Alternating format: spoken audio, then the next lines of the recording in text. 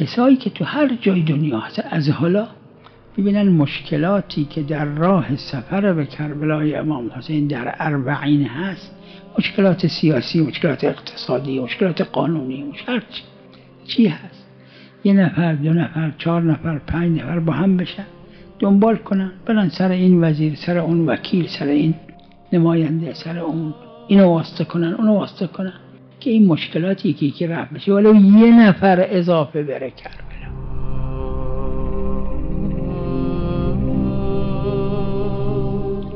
همینجور که پیغمبر خدا صلی الله علیه و آله در چند تا قصه که یک قصه این نجار بود فرمودن اکثر السواد، شما اکثار سواد بکنید برای که 1 نفر اضافه بره کربلا، ولو 1 نفر. این حسابه، همینجور که از اون طرف حسابه از این ور حسابه.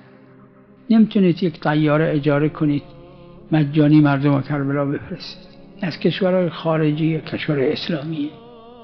نمیتونید یه اتوبوس اجاره کنید، اما 1 نفر شما بفرستید کربلا.